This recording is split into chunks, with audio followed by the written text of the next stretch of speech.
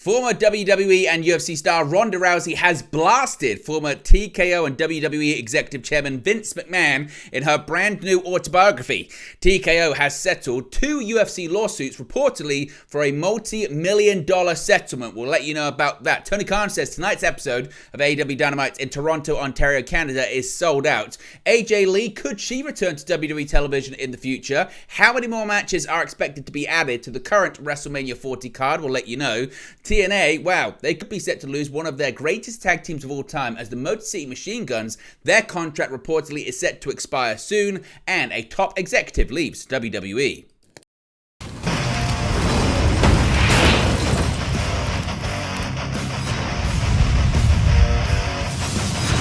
Hey guys, welcome back to Wrestling News 365. Hope everyone is doing very well. As always, there are plenty of news stories to get into in the world of professional wrestling. Let's start off talking about Ronda Rousey and these explosive quotes she has made about her former boss, that being Vince McMahon, in her new autobiography. And certainly, the baddest woman on the planet hasn't pulled any punches whatsoever. Now, Ronda Rousey has held nothing back in her recent estimation of Vince McMahon following the ex-chairman's resignation from WWE and TKO. It's been just under 2 months since McMahon's second exit from wrestling's top federation, this time due to Janelle Grant's damning lawsuit and the allegations that go with it. Grant alleges that she was sexually abused and trafficked by McMahon during her tenure with WWE. He has denied all allegations. Our Fight by Ronda Rousey is the ex-WWE superstar's second book and due to be released next month. The former women's champion of WWE does not hold back in her take on the 78-year-old billionaire. In the memoir, Rousey calls McMahon the Emperor Palpatine of wrestling, a nod to the Star Wars antagonist. She adds the following, quote, "It's hard sometimes to know where the evil, unethical, slimeball character of Vince McMahon, played out for the camera's ends, and the actual questionably ethical, many times sued and multiple times accused of sexual misconduct Vince McMahon begins. That blurred line between character and reality is a recurring theme within the WWE universe." Now, as an athlete who redefined what women could do in the world of MMA, the treatment of women is understandably an important theme in the book. When discussing WWE's premium live events, Rousey suggested that the ultra-conservative views of Saudi Arabia are something McMahon would like to replicate. She said the following about him. She said, quote, "PLEs, that being premium live events in WWE, held in major cities like New York, Los Angeles, and Philadelphia, as well as now twice a year in Saudi Arabia, a nation that restricts the rights of women in a way that I'm certain Vince McMahon wishes he could." Now, while McMahon is lambasted in Rousey's memoir, that doesn't extend to everyone in the family. Rousey is much more positive with her words from McMahon's son-in-law, Paul Triple H Levesque. She said the following, quote, "In addition to being my in-ring WrestleMania nemesis, he," that being Triple H, "is arguably one of the best professional wrestlers in history and one of the better people on the business side." So, what do you make of Ronda Rousey's comments about Vince McMahon? Do you think they're accurate? Do you think they're right? What's your reaction to them? Let me know your thoughts, as always, in the comment section below. Now, obviously, Vince McMahon has resigned from WWE and its parent company, TKO, but it's been a big day for TKO Group Holdings when it comes to a big legal story. Now, as the big legal story in wrestling continues to be the lawsuit and federal investigation into sex trafficking and abuse allegations against former WWE chairman Vince McMahon, WWE's parent company, TKO Group Holdings, has been dealing with another legal situation regarding the UFC. The MMA promotion has seen 2 antitrust lawsuits against it gain steam over the past few months, with the expectation the lawsuits would reach the trial stage and could possibly lead to significant changes to the MMA landscape should a judgment have gone against the Ultimate Fighting Championship.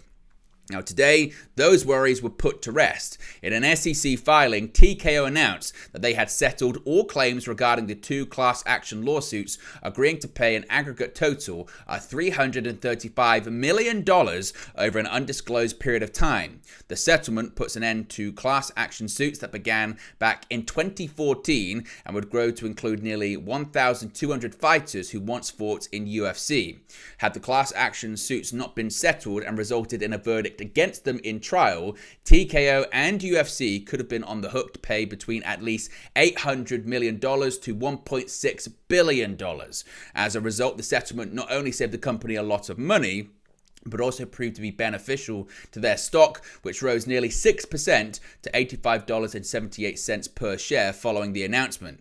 The class action suits become the second legal matter that TKO has settled during the last few months. Previously, TKO had settled an antitrust case, this time concerning a suit filed by MLW against WWE, with the two sides reaching an agreement that saw MLW receive $20 million back in December 2023. What's your reaction to the settlement of that lawsuit? What do you think it means for not only the UFC, but I guess also the WWE as well? Let me know your thoughts and reaction to that in the comment section below. Now, Tony Khan, he's been active on social media once again, as he always is, and he's claiming that tonight's episode of AEW Dynamite from Toronto, Ontario, Canada is going to be a sellout. He tweeted out the following early this morning, saying, quote, "We are only officially hours away with very few tickets remaining. Tonight will be a sold-out crowd with some of the planet's loudest, most passionate wrestling fans live in Toronto for an amazing Wednesday night AEW on TBS. Don't miss Wednesday night AEW Dynamite tonight." Now, when it comes to the actual ticket sales for tonight's episode, these come courtesy of WrestleTix, who have suggested and put out the following numbers. Of course, it's actually a dual show tonight. It's not only Dynamite, it's also a live episode of Rampage, which is going to be taking place after Dynamite at the Coca-Cola Coliseum in Toronto, Ontario, Canada. Now, as of earlier this afternoon, it was posted at 2:56 p.m. over here in the UK, there was only 221 available tickets left. The current setup inside the Coca-Cola Coliseum was 6,381 fans, with tickets distributed currently sitting at 6,160. Now, there have been a bit of an increase in terms of tickets distributed since the announcement of Adam Copeland versus Christian Cage in an I Quit match for the TNT Championship. Now, in terms of the previous visits, though, this is where it gets interesting, because one of the last visits to the Coca-Cola Coliseum was in October 13, 2022, with Rampage that had 5,500 fans there, or 5,500 tickets distributed, rather. But previously, for the first trip there, it was an episode of Dynamite just the night prior. That was on October 12, 2022. It was a Dynamite episode that had 7,394 tickets distributed, which, of course, is less than the current setup for tonight's episode.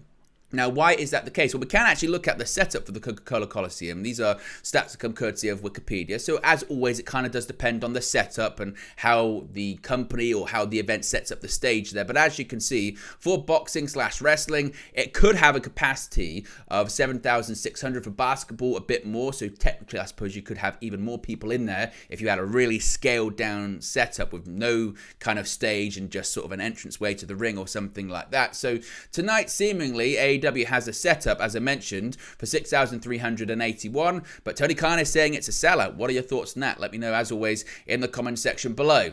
Now, AJ Lee, a name that many people have hoped one day to see return to WWE, but is it indeed possible? Well, AJ Lee left WWE in 2015 due to ongoing back issues, and things weren't okay with the company for a while due to their feud with her husband, which included serving his release papers on their wedding day. Now, AJ Mendez's name is not on any banned list because her husband, CM Punk, made his miraculous return to WWE in November of last year. That was and still is no guarantee that the former Divas champion will follow him and back to WWE television. As the rumor mill churns, another reports about AJ Lee, now as AJ Mendez, has started going around. Now, according to SE Scoops, they can confirm that there are no talks to bring her into WWE at this time, but she is still loved internally. Now, there's been talk circulating on social media that AJ Lee might return to WWE following CM Punk's comeback, with discussions reportedly initiated through Punk prior to the Royal Rumble, but ultimately they didn't materialize. She was one name that was rumored to be in the Women's Royal Rumble match. Of course, we now know she didn't appear. Now, a rumor going around is that despite ongoing efforts from WWE, AJ wants a memorable return rather than just a one-time appearance. Now, upon investigating this topic, SE Scoops once again can report that that is not true. Now, SE Scoops say they reached out to inquire about any talks of bringing AJ Lee back into the fold. After all, CM Punk was introduced as AJ Lee's husband during the Wrestlemania conference in the T-Mobile Arena. He has also made mention of his wife a couple of times since his return to WWE. As much fun as an AJ Lee return might be, SE Scoops has been told that there is no talk of any kind of direction, or certainly that direction internally, nor with AJ about wrestling again.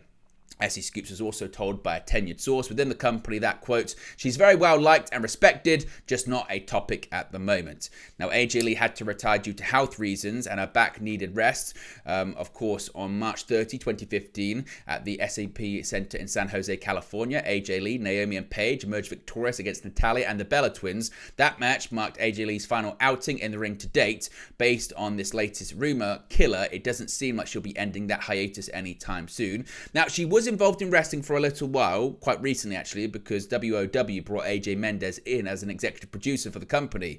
Her involvement with WOW brought a lot of eyeballs, but she did not compete for the company. Tessa Blanchard, who did compete for WOW, had some disagreements with AJ during their time together.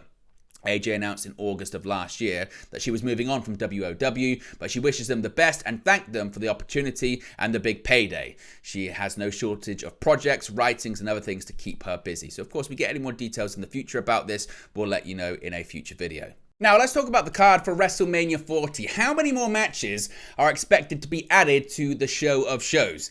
Now, we now know how many more matches currently WWE is planning to add to the WrestleMania 40 event. As of right now, on March 20, there are 10 matches in total confirmed for WrestleMania across both nights. Now, the only match officially confirmed to be taking place on night 1 so far is that big main event tag team match with The Rock and Roman Reigns facing off against Cody Rhodes and Seth Rollins. For night 2, there are 2 matches confirmed, with Roman Reigns versus Cody Rhodes for the undisputed WWE Universal Championship, and Seth Rollins versus Drew McIntyre for the World Heavyweight title. Now, the other 7 matches currently announced are not being advertised for a specific night as of right now, although Logan Paul did seemingly confirm that his 3-way with Randy Orton and Kevin Owens would be on night 2 as well. Either way, there are 10 matches in total, but we now know that there is going to be more matches being added, and we know exactly how many, because WrestleVotes tweeted out today saying, quote, the indication from sources suggests we'll see up to 4 more WrestleMania matches announced for the event. As of now, the working plan is to feature 7 matches per night on the main card. So we know that we're going to be seeing 14 matches in total, again 7 across both nights. Now, this is an interesting story if you're a fan of TNA wrestling, because PW Insider reported that someone indicated to them that Chris Sabin and Alex Shelley's TNA contracts may be up soon.